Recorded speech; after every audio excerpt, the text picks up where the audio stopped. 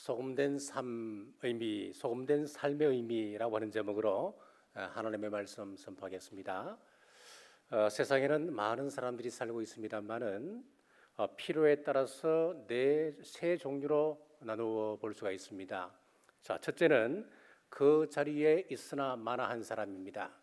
그 사람이 있다고 해서 일이 잘 되는 것도 아니고 또 반대로 없다고 해서 손해 볼 일도 없습니다.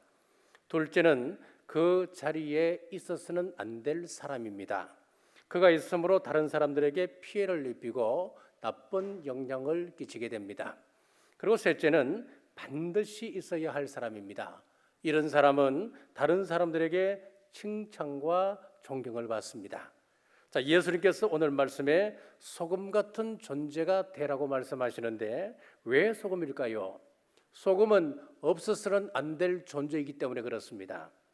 요즘 정치를 봐도 시원치가 않고 경제를 보면 답답합니다. 언론은 무언가에 통제되어 있는 듯 언론의 역할을 제대로 못하고 있고 교육 정책과 부동산 정책은 산으로 갑니다. 코로나 확진자들은 거의 나환자 취급을 받고 사회적으로 멸시와 차별을 받고 있습니다.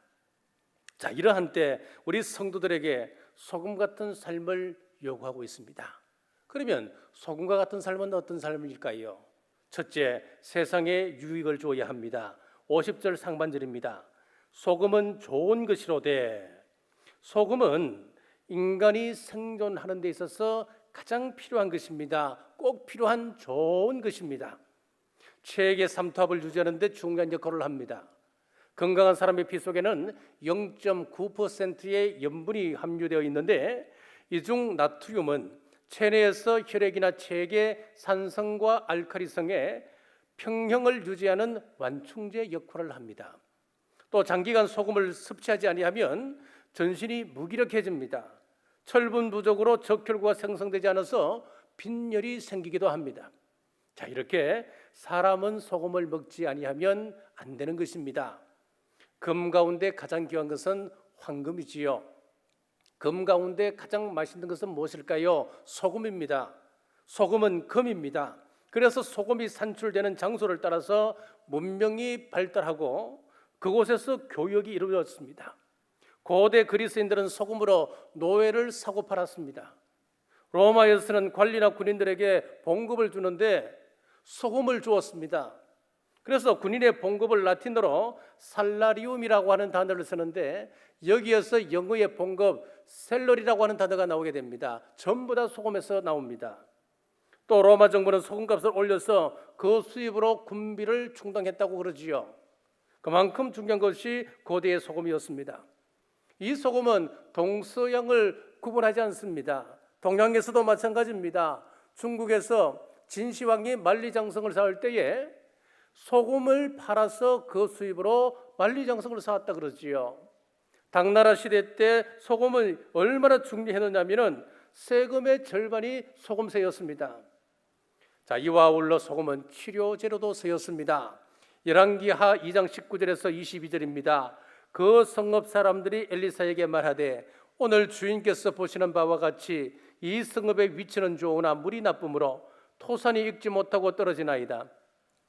엘리사가 이르되 새 그릇에 소금을 담아 내게로 가져오라 하매 곧 가져온지라. 엘리사가 물 그늘로 나가서 소금을 그 가운데 던지며 이르되 여호와의 말씀이 내가 이 물을 고쳤으니 이로부터 다시는 죽음이나 열매 맺지 못함이 없을지니라. 물의 근원을 고치는데 소금을 사용했습니다. 이렇게 치료제로도 쓰였습니다. 역사적으로 우리 기독교는 우리나라에서 소금 같은 중요한 역할을 감당했습니다. 유익한 존재였습니다. 일제시대 때와 근대 개화기에 우리 한국 기독교의 역할은 대단했습니다. 기미 독립선언 33인 중 16명이 기독교인이었습니다. 독립만세 운동으로 구속된 19,525명 가운데 3,426명이 기독교인이었습니다. 당시 우리 기독교인들이 얼마였느냐면 20만에서 30만이었다고 그러지요. 우리나라 전체 인구가 2천만이었습니다. 그럼 몇 프로입니까? 겨우 1에서 1.5%밖에 되지 않는 기독교 인구였습니다만은 그들의 활약은 엄청난 것이었습니다. 기독교는 짓눌려 살던 어린이, 여성, 소외된 계층의 친구였습니다. 병원을 세워서 백성들의 아픔을 어루만지고 치료해 주었습니다. 세상에서 버림받은 나우병 환자들을 치료하고 삶의 희망을 이어가게 했습니다. 학교를 세워서 무지한 백성들을 일궈 나갔습니다. 또 온 나라를 병들게 했던 마약을 퇴치하고 술과 담배를 건절하는 운동에 앞장서서 건강한 사회를 만들어갔습니다. 그 외에도 빈민 구대 등 기독교는 이름 그대로 세상의 소금이었습니다. 함부로 무시할 만한 그런 종교가 아니었다는 이야기입니다. 하지만 지금은 역병의 온상처럼 취급합니다. 기독교인이 우리 무리에 들어오면 큰일 난다. 회사에 가면은 교회에 갔다가 혹시 코로나에 옮겨지게 되면 안 되니까 교회 가급적 참석하지 말아라. 앞으로 이것은 우리가 극복해야 할 큰 과제 중 하나입니다. 누군가의 우리의 삶을 보고 야, 저 사람이 믿는 하나님은 어떤 분인가 우리가 알아가고 싶다. 저 사람이 다니는 경주남부교회 우리도 한번 나가고 보고 싶다. 나도 신앙을 갖고 싶어. 세상 사람들의 영혼에 갈증을 일으키는 선한 영향력을 끼치는 수준까지 우리는 다시 회복시켜 나가야 합니다. 지금 세상의 시선은 사회에 의도된 일이건 아니건 교회에 집중되어 있습니다. 이때 우리는 지혜가 필요합니다. 자, 유대인들은 지혜와 지식을 구분해서 사용했습니다. 지혜라고 하는 것은 히브리 말로 하캄이라고 하는 단어를 썼습니다. 이것은 나면서부터 똑똑한 상태, 그것을 이야기하지 않습니다. 하나님을 경외하는 신앙심을 이야기합니다. 도덕적인 성품과 세상의 옳고 그름을 구별할 수 있는 분별력을 의미했습니다. 루트는 최고 지혜는 하나님을 아는 것이다 라고 이야기했습니다. 왜 하나님을 아는 것이 최고의 지혜가 될까요? 우리가 하나님을 알아가게 되면은 나의 죄됨을 바로 깨닫게 되기 때문에 그렇습니다. 그래서 지혜로운 사람은 공통점이 하나 있는데 그것은 바로 겸손이라고 하는 것입니다. 지혜로운 사람은 겸손합니다. 그리고 지식이라고 하는 말은 히브리 말로 빈이라고 하는 단어를 씁니다. 이것은 배워서 우리가 익히게 되는 지식을 이야기하는데 이런 지성에 근거한 이해력을 이야기합니다. 사람들은 이 지식을 얻으려고 밤을 새워 공부하지요. 끊임없이 배웁니다. 그런데 이 지식은 하나님 말씀에 근거를 두어야지 우리가 잘못 사용하게 되면 이것이 꾀가 되고 마는 것입니다.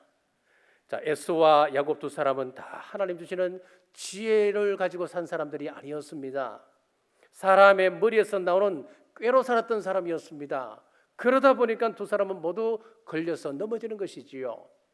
에서는 자신의 꾀로 살다 보니까 그러면 참 중요했던 장자권을 빼앗겨버렸습니다. 야곱도 자신의 꾀 때문에 평생 큰 고통 속에 살아가야만 했습니다. 무슨 말이냐면은 세상에서 오는 꾀는 상처를 주고받을 수 있다라고 하는 말씀입니다. 그러므로 지금 이 시점에서 우리는 세상 지식이 아닌 하나님으로부터 오는 지혜가 필요합니다.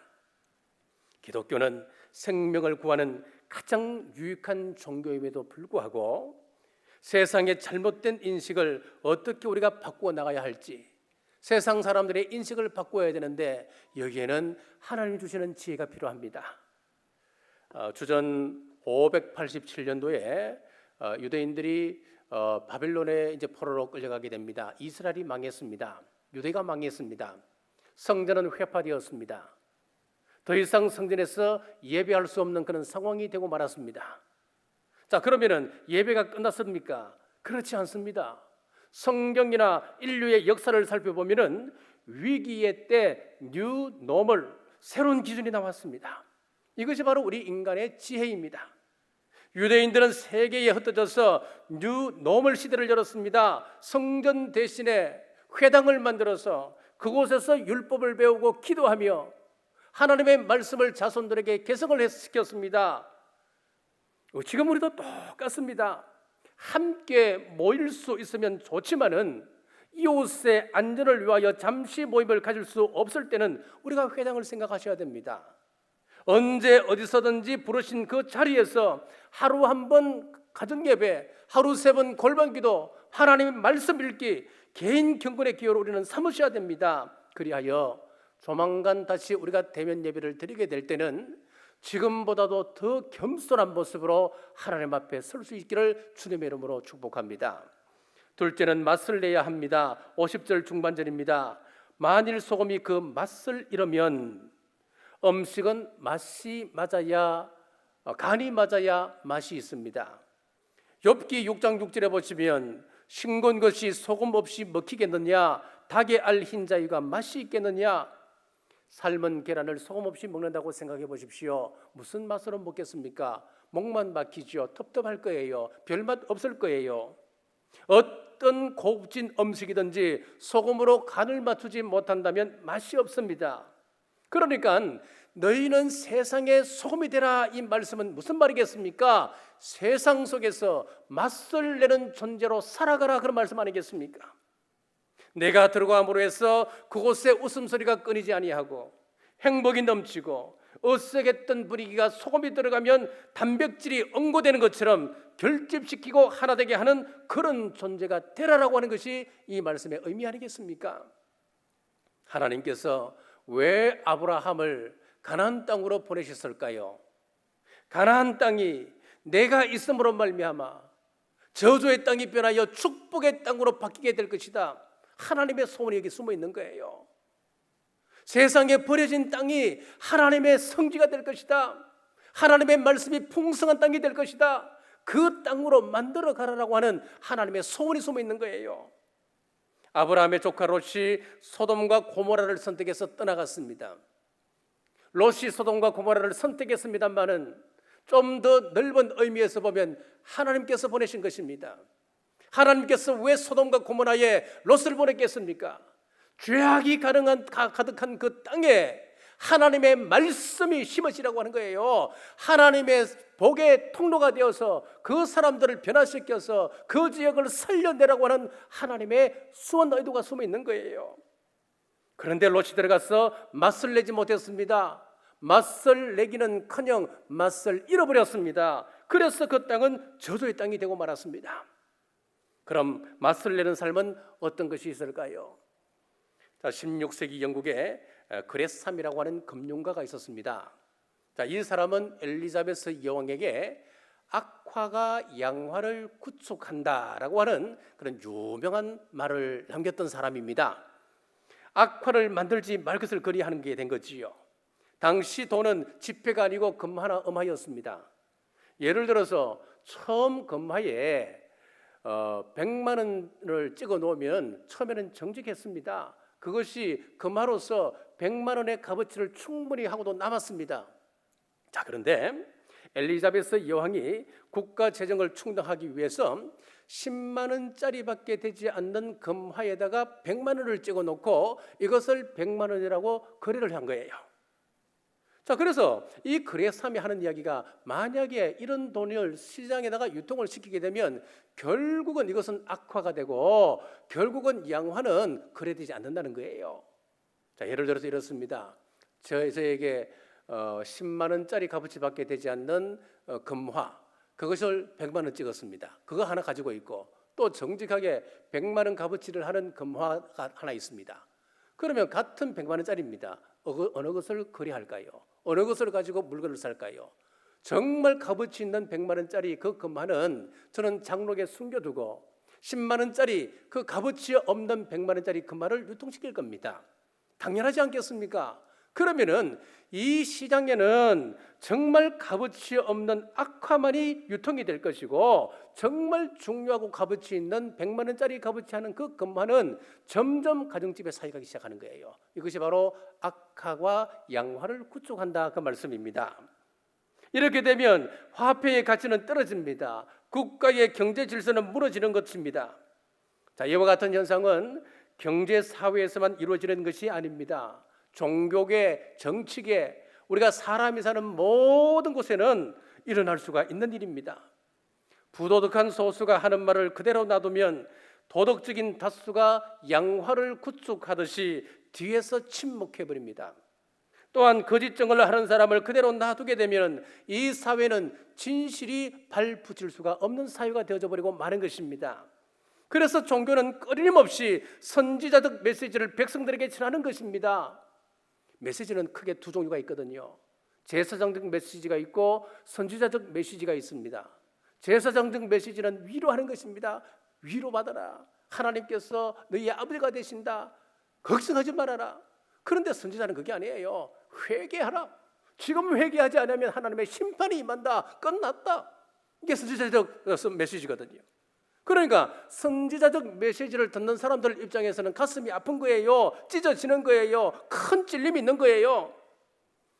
자, 신명기 19장에 보면은 이웃에 대하여 거짓 증거하지 말라라고 하는 제9계명을 주신 이유를 밝히고 있습니다. 신명기 19장 20절입니다. 그리하면 그 남은 자들이 듣고 두려워하여 다시는 그런 악을 너희 중에서 행하지 아니하리라. 거짓 증언으로 사람을 무고하게 해주는 것을 방치하게 되면은 그 사회 질서는 무너지게 되기 때문에 예방적 차원에서 주셨다라고 그 말씀을 하고 있는 거예요. 예를 들어서 나쁜 말하고 거짓 증거하게 되면은 사형에 처한다. 그것도 사람들이 보는 앞에서 돌을 던져서 죽인다. 여러분, 이런 말씀이 있다면 함부로 거짓말 할 수 있겠습니까? 함부로 중상모략할 수 있겠습니까? 함부로 상대방을 모욕할 수 있겠습니까? 그럴 수 없다는 거예요. 그래서 말에 대해서 우리는 몇 가지를 경계해야 됩니다.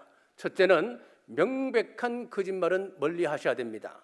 잠언 12장 22절 말씀에 거짓 입술은 여호와께 미움을 받는다라고 했습니다. 하나님께서 미워하시는 것은 거짓된 입술이다, 그렇게 말씀하고 있습니다. 두 번째는 중상모략을 하지 말아야 합니다. 잠언 25장 18절 말씀에 그 이웃을 쳐서 거짓 증거하는 사람은 방망이요 칼이요 뾰족한 살이니라 라고 했습니다.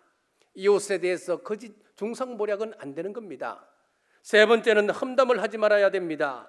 레위기 19장 16절에 보시면은 너는 내 백성 중으로 돌아다니며 사람을 비방하지 말며 아무리 이것이 진실일지라도 이 말로 인하여 남을 해치려고 하는 의도가 숨어 있다고 한다면 우리는 그것 멀리 하셔야 됩니다.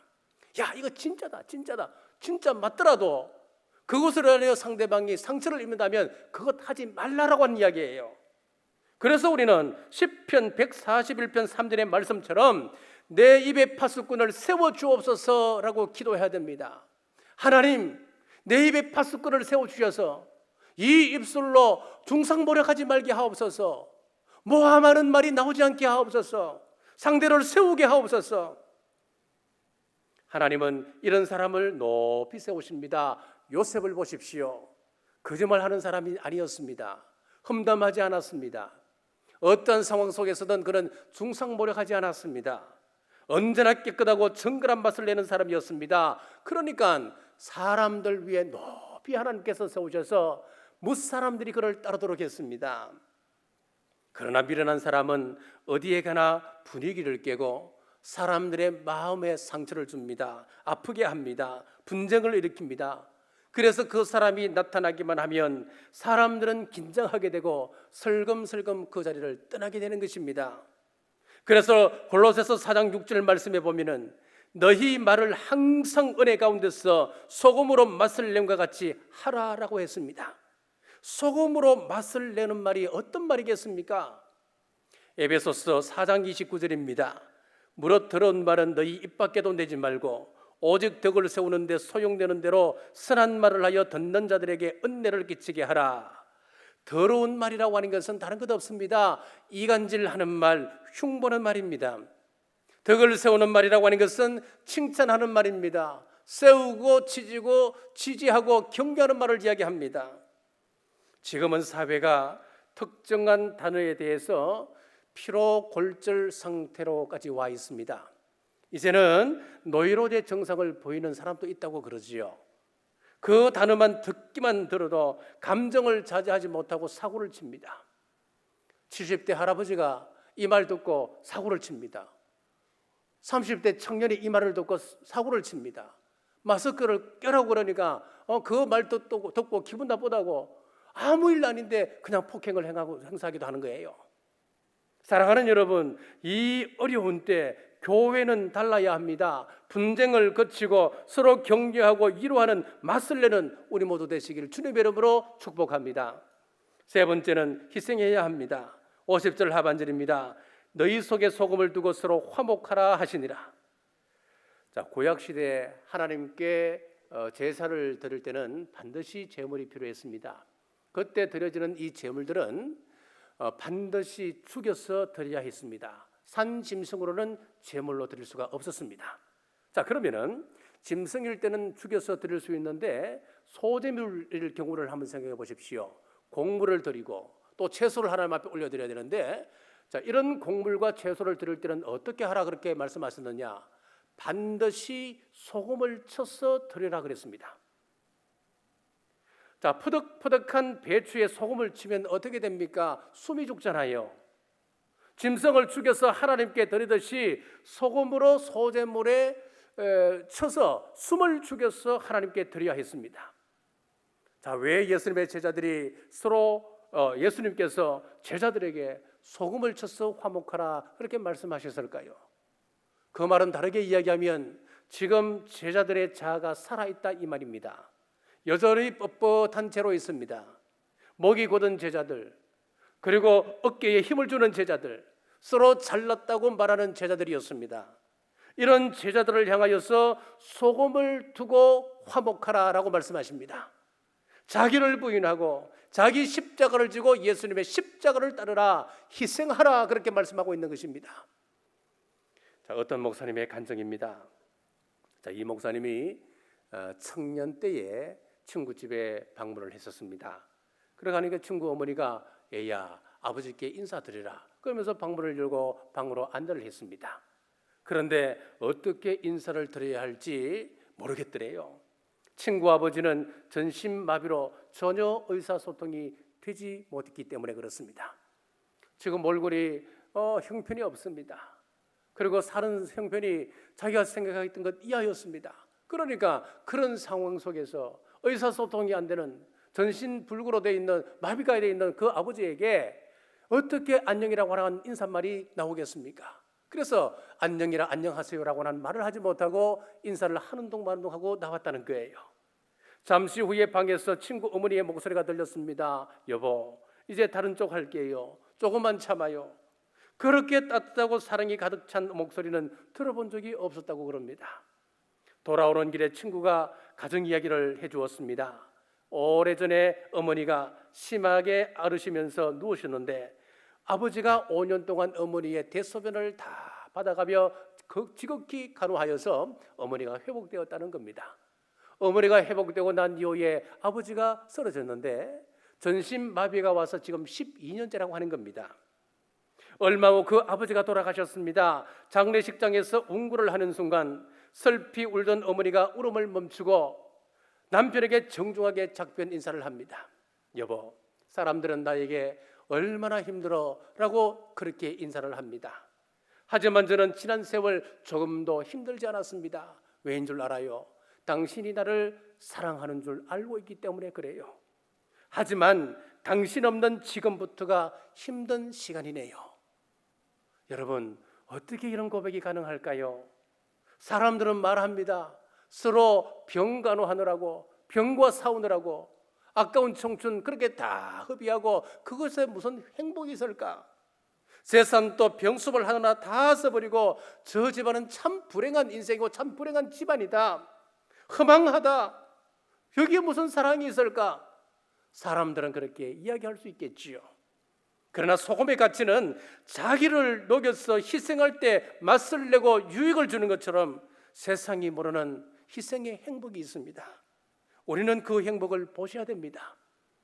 우리 예수님의 행복은 자신을 죽여서 희생제물 드시는 것이었습니다. 예수님께서 희생되심으로 말미암아 이 세상에 가득 차 있던 죄악의 문제를 해결하시는 것이었습니다.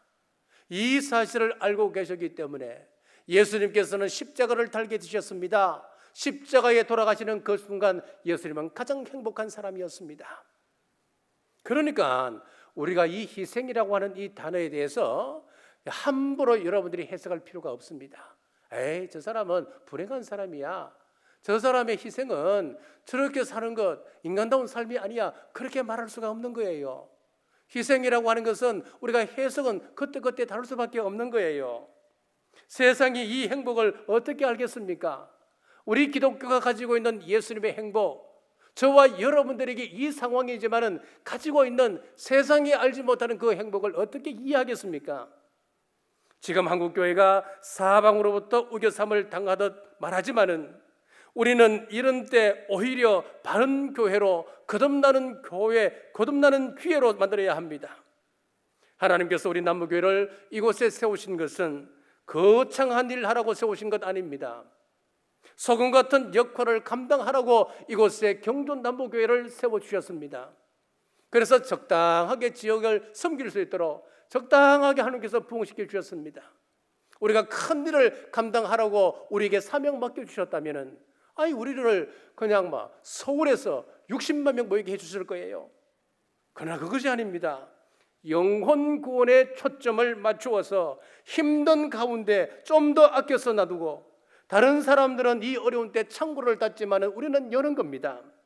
우리 교회가 있으므로 이 지역에 소망이 넘치고 웃음과 활기가 있는 밝은 지역 되게 하라고 하는 작지만은 분명한 뜻이 있음을 여러분 믿으시고, 유익을 주는 교회, 맛을 내는 교회, 희생하는 교회, 그리고 이것을 기쁨으로 감당하는 우리 남부의 모든 성도님들 되시길 주님의 이름으로 축복합니다. 기도하겠습니다. 저희들을 세상에 보내시며 소금 같은 삶을 기대하시는 아버지, 은혜를 감사합니다.